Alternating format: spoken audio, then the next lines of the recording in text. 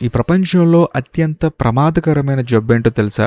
Corona కాదు, cancer అంతకన్నా కాదు. పక్కవాడు ఎలా బ్రతుకుతున్నాడో చూసి తాము కూడా అలాగే బ్రతకాలనుకోవడం. మీరు రోజు ఉదయాన్నే నిద్రలేస్తున్నారు, ట్రాఫిక్ లో కొట్టుకుంటూ ఆఫీస్కి వెళ్తున్నారు, నచ్చని బాస్ దగ్గర తల వంచుతున్నారు. ఎందుకంటే అందరూ అదే చేస్తున్నారు కాబట్టి. ఒకసారి గుండెల మీద చేయి వేసుకొని ఆలోచించండి. ఇది మీరు కోరుకున్న జీవితమా, లేక సమాజం మీ చేత బలవంతంగా జరిపిస్తున్న నాటకమా? నిజం మాట్లాడుకుందాం. ఈ రోజుల్లో ప్రతి ఒక్కరికి ఒక భ్రమ ఉంది. మంచి జీతం వస్తే, ఈఎంఐలు కట్టేస్తే, సొంత ఇల్లు కొనేస్తే జీవితం సెటిల్ అయిపోయినట్లే అని. కానీ రాత్రి బెడ్ మీద పడుకున్నప్పుడు మనసులో ఒక తెలియని ఖాళీ, ఒక రకమైన అసంతృప్తి మిమ్మల్ని వేధిస్తూనే ఉంటుంది. దీనికి కారణం ఏంటో తెలుసా?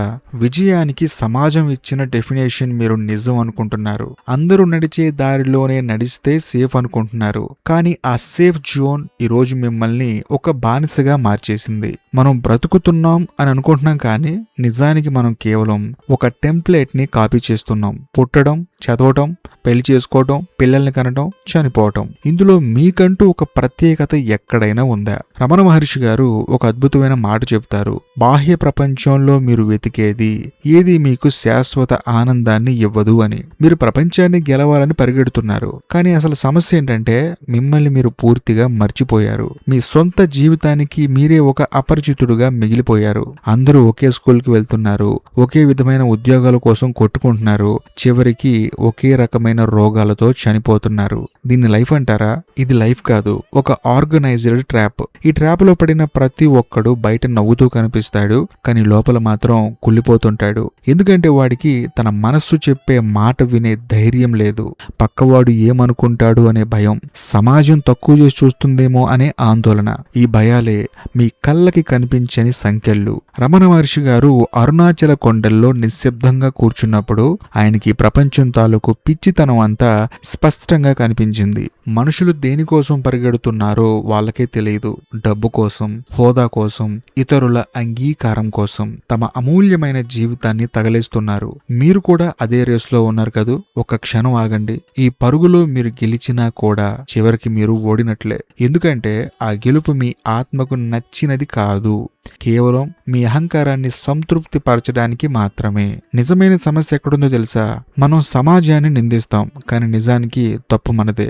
ఎవరైనా ఒక కొత్త దారిని ఎంచుకోవాలని చూస్తే మనమే ముందు వాళ్ళని చూసి నవ్వుతాం. వీడికి పిచ్చి పట్టింది, అందరిలా ఉండకుండా ఏదో పెద్ద పొడి చేద్దాం అనుకుంటున్నాడని చెప్పేసి కామెంట్స్ చేస్తాం. ఎందుకంటే మనకంటే ఎవడైనా భిన్నంగా ఆలోచిస్తే మనం భరించలేం. అందరూ నడిచే దారిలో నడవటం వల్ల వచ్చే కంఫర్ట్ అలాంటిది మరి. కానీ ఆ కంఫర్ట్ వెనుక ఉన్న నరకం ఏంటో లైఫ్ ముగిసిపోయే టైంకి గాని అర్థం కాదు. అప్పుడు బాధపడినా ఎలాంటి ఉపయోగం ఉండదు. మనం ఎందుకు ఇలా తయారయ్యాం? ఈ ఆలోచన విధానం మనలోకి ఎలా వచ్చింది? దీనికి ఒకటే కారణం, మనం పుట్టినప్పటి నుంచి మనకు నేర్పించిన కండిషనింగ్. మీరు చిన్నపిల్లలుగా ఉన్నప్పుడు మీకు నచ్చినట్లు ఆలోచించే స్వేచ్ఛ ఉండేది, కానీ ఎప్పుడైతే స్కూల్లో అడుగు పెట్టారో అప్పుడే మీ మెదడుకి తాళం పడిపోద్ది. ఫస్ట్ ర్యాంక్ రావాలి, పక్కవాడి కంటే ఎక్కువ మార్కులు తెచ్చుకోవాలి, రేపొద్దున ఒక సాఫ్ట్వేర్ ఉద్యోగం సంపాదించాలి. ఇవే మాటలు మీ సబ్ కాన్షియస్ మైండ్ లో ఎక్కించేశారు. దాంతో మీకు తెలియకుండానే మీరు ఒక రేసు గుర్రంలా మారిపోతారు. మీ ఓన్ ఐడెంటిటీని చంపేసి సమాజం చెప్పిన రూల్స్ ప్రకారం బతకడం మొదలు పెడతారు. రమణ మహర్షి గారు ఈ మానసిక స్థితిని చాలా లోతుగా విశ్లేషించారు. ఆయన అంటారు, మనిషి తన అహంకారాన్ని నిజమైన ఆత్మ అనుకొని పొరబడుతున్నాడు. ఈ అహం అనేది ఎలా ఏర్పడుతుందో తెలుసా? ఇతరుల అభిప్రాయాల వల్ల, సమాజం పెట్టే మార్కుల వల్ల. మీరు రోడ్డు మీద వెళ్తుంటే ఎవడో ఒకడు మిమ్మల్ని చూసి ఒక మాట అంటాడు, అంతే. ఆ ఒక్క మాటతో మీ రోజంతా పాడైపోతుంది. ఎందుకు? మీ రిమోట్ కంట్రోల్ మీ చేతిలో లేదు కాబట్టి, ఎవడో బయట వాడి చేతిలో ఉంది కాబట్టి. వాడు మిమ్మల్ని పొగిడితే సంతోషపడతారు, తిడితే బాధపడతారు. అంటే మీకంటూ ఒక సొంత అస్తిత్వం లేదు. మీరు కేవలం ఇతరుల రియాక్షన్ మీద బ్రతికే ఒక రిఫ్లెక్షన్ మాత్రమే. నిజమేంటంటే మనకి ఒంటరితనం అంటే భయం. గుంపులో ఉంటే ఒక రకమైన సెక్యూరిటీ ఫీలింగ్ ఉంటుంది.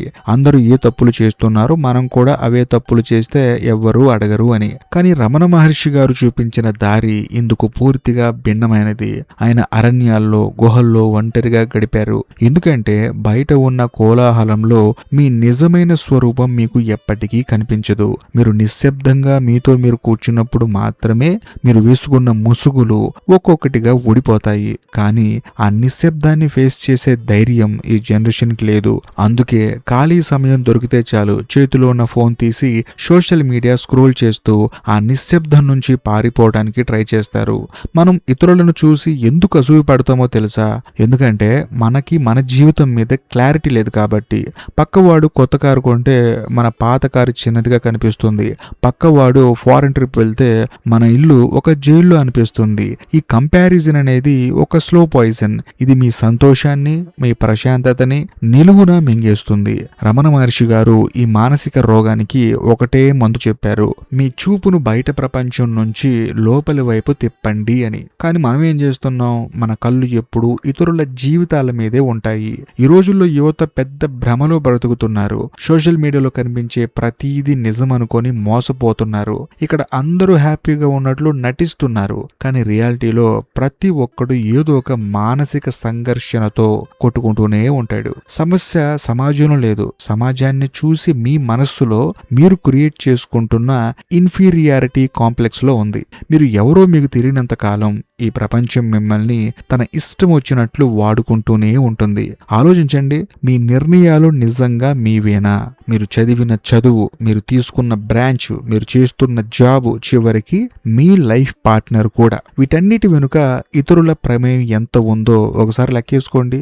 ఎప్పుడో ఒకప్పుడు మీ మనసు ఒక తిరుగుబాటు చేయాలనుకుంటుంది. కానీ ఆ వాయిస్ ని మీరు లోపలే నొక్కేస్తారు, లేకపోతే తొక్కి అవతల పడేస్తారు. ఎందుకంటే సమాజాన్ని ఎదిరించేంత సీన్ నాకు లేదు అనుకుంటారు. కానీ రమణ మహర్షి గారు ఏమంటారంటే, నువ్వు ప్రపంచాన్ని ఎదిరించాల్సిన అవసరం లేదు, నిన్ను బంధిస్తున్న నీ భయాన్ని ఎదిరిస్తే చాలు అని. ఈ భయం పోనంత కాలం మీరు ఎంత సంపాదించినా మీరు కటిక పేదవాళ్లే. మరి ఈ మాయా వలయం నుంచి బయటపడటం ఎలా? అందరూ నడిచే గొర్రెల మంద దారి వదిలేసి మీకంటూ ప్రత్యేకమైన మార్గాన్ని ఎలా నిర్మించుకోవాలి? దీనికి రమణ మహర్షి గారు ఒక పవర్ఫుల్ అస్త్రాన్ని ఇచ్చారు. అదే ఆత్మ విచారణ. ఆయన ఏ శాస్త్రాలు చదవమని లేదు, ఏ కఠినమైన వ్రతాలు చేయమని లేదు. కేవలం ఒకే ఒక్క ప్రశ్నని నిరంతరం మిమ్మల్ని మీరు అడగమన్నారు. ఆ ప్రశ్న ఏంటంటే, నేను ఎవరు? ఈ ప్రశ్న వినడానికి చాలా సింపుల్ గా అనిపించొచ్చు, కానీ దీని వెనుక మీ జీవితాన్ని మార్చేసేంత లోతైన సైకాలజీ ఉంది. మీరు రోజువారీ జీవితంలో నేను డాక్టర్ని, నేను సాఫ్ట్వేర్ ఇంజనీర్ని, నేను పేదవాడిని, నేను ధనవంతునని రకరకాల ముసుగులు వేసుకుంటారు. కానీ ఒక్క క్షణం ఆలోచించండి, మీ ఉద్యోగం పోతే మీరు లేనట్లా? మీ డబ్బు పోతే మీ ఉనికి మాయమైపోతుందా? కాదు కదా. ఆ ముసుగులన్నీ తీసేశాక మిగిలిన అసలైన మీరు ఎవరు? ఈ ప్రశ్న మిమ్మల్ని ఇతరులతో పోల్చుకునే పిచ్చి నుంచి, సమాజం పెట్టిన కండిషన్ నుంచి ఒక్కసారిగా విముక్తుల్ని చేస్తుంది. నిజమేంటంటే ఈ దారిలో నడవటం చాలా కష్టం. ఎందుకంటే ఇది ఒంటరి ప్రయాణం. మీరు ఎప్పుడైతే అందరిలా కాకుండా భిన్నంగా ఆలోచించడం మొదలు పెడతారో వెంటనే చుట్టుపక్కల వాళ్ళ నుంచి అభ్యంతరాలు మొదలవుతాయి. మీ సొంత మనుషులే మిమ్మల్ని అనుమానిస్తారు, ఆ తర్వాత భయపెడతారు. కానీ రమణ మహర్షి గారి జీవితాన్ని గమనిస్తే ఒక విషయం మాత్రం అర్థమవుతుంది. ఆయన తన 16వ ఏటనే ఇల్లు వదిలి అరుణాచలానికి వచ్చేసినప్పుడు ఆయన దగ్గర ఏముంది? జేబులో రూపాయి లేదు, తోడుగా ఎవ్వరు లేరు. ఉన్నదల్లా ఒకటే, తన అంతరాత్మపై అచంచలమైన నమ్మకం, సత్యాన్ని కనుగొనాలనే తపన. ఒక అసాధారణమైన జీవితం కావాలంటే ఆ మాత్రం ఒంటరితనాన్ని భరించే ధైర్యం మీకు ఉండాలి. మీకు తెలుసా, నిజమైన స్వేచ్ఛ ఎప్పుడు దొరుకుతుందో? ఎప్పుడైతే మీకు ఇతరుల అప్రూవల్ అవసరం లేదనిపిస్తుందో అప్పుడు దొరుకుతుంది. సమాజం మిమ్మల్ని మెచ్చుకోవాల్సిన అవసరం లేదు. మీరు చేస్తున్న పని మీ ఆత్మకి తృప్తినిస్తే చాలు. రమణ మహర్షి గారి దగ్గరికి ఎంతో మంది పండితులు వచ్చేవారు. పెద్ద పెద్ద పుస్తకాలు చదివి వాదోపవాదాలు చేసేవారు. కానీ ఆయన మాత్రం నిశ్శబ్దంగా నవ్వుతూ కూర్చునేవారు. ఎందుకంటే ఆ పుస్తకాల్లో ఉన్న జ్ఞానం అంతా కేవలం సమాచారం మాత్రమే, అనుభూతి కాదు. మీరు కూడా జీవితం గురించి వందల కొద్ది పుస్తకాలు చదవచ్చు, కానీ ఆచరణలోకి వచ్చేసరికి ఒక్క అడుగు కూడా ముందుకు వేయలేరు. ఎందుకంటే జ్ఞానం తలలో ఉంది, హృదయంలో లేదు. సమస్య అధిగమించాలంటే మొదట మీ భయాన్ని అంగీకరించడం నేర్చుకోవాలి. అవును, నాకు ఒంటరిగా నడవాలంటే భయం ఉంది, అందరిలా కాకుండా వేరే దారి ఎంచుకుంటే ఫెయిల్ అవుతానేమో అనే ఆందోళన ఉంది. ఈ నిజాన్ని ఒప్పుకోవడానికి చాలా ధైర్యం కావాలి. చాలా మంది తమ భయాలని కప్పిపుచ్చుకోవడానికి అహంకారాన్ని వాడుతుంటారు. రమణ మహర్షి గారు చెప్పినట్లు ఆ అహంకారం గమనించడం మొదలు పెడితే దాని బలం నెమ్మదిగా తగ్గిపోతుంది. నది సముద్రంలో కలిసినప్పుడు దానికి వేరే ఉనికి ఉండదు. అలాగే మీ అహంకారం కూడా మీ అంతరాత్మతో కరిగిపోయినప్పుడు భయం అనే పదానికి మీ జీవితంలో చోటు ఉండదు. నిజమేంటంటే సాధారణమైన దారి అంటే హిమాలయాలకి వెళ్ళిపోవడం కాదు, మీరు ఉన్న చోటే మీరు చేస్తున్న పనిలోనే సమాజం తాలూకు ఒత్తిడికి లొంగకుండా ఉండటం. పక్కవాడి రేసులో మీరు పరిగెత్తడం ఆపేసిన క్షణమే మీరు ఈ మాయా వలయం నుంచి బయటపడినట్లు. అప్పుడు మీ నిర్ణయాలు క్లియర్గా ఉంటాయి, మీ ఆలోచనలు పవర్ఫుల్గా ఉంటాయి. ఎవరైతే తమ అంతరంగంలో నిశ్శబ్దాన్ని కనుగొంటారో వాళ్ళు మాత్రమే ప్రపంచాన్ని ఒక కొత్త కోణంలో చూడగలుగుతారు. ఇప్పుడు అసలైన ప్రాక్టికల్ రియాలిటీలోకి వద్దాము. ఈ ఫిలాసఫీ అంతా వినడానికి బానే ఉంటుంది, కానీ రేపొద్దున్న నిద్ర లేవగానే మళ్ళీ అదే రొటీన్ లైఫ్ కదా అనిపిస్తుందా? జీవితాన్ని మార్చుకోవడం అంటే ఓవర్ నైట్ హిమాలయాలకి పారిపోవడం కాదు. మీరు ఉన్న చోటే ప్రతిరోజు మీరు తీసుకునే చిన్న చిన్న నిర్ణయాల్లో మార్పు తీసుకురావాలి. రమణ మహర్షి గారు మనకి నేర్పిన అతి పెద్ద పాఠం వర్తమానంలో బ్రతకటం. మీరు గతాన్ని తలుచుకొని ఏడుస్తుంటారు, లేదా భవిష్యత్తును ఊహించుకొని భయపడుతూ ఉంటారు. ఈ రెండింటికి మధ్యలో ప్రస్తుతం మీ చేతుల్లోనే ఉన్న ఈ క్షణాన్ని పూర్తిగా మర్చిపోతున్నారు. కళ్ళు తెరిచి చూడండి, మీ జీవితం ఈ క్షణంలో మాత్రమే ఉంది.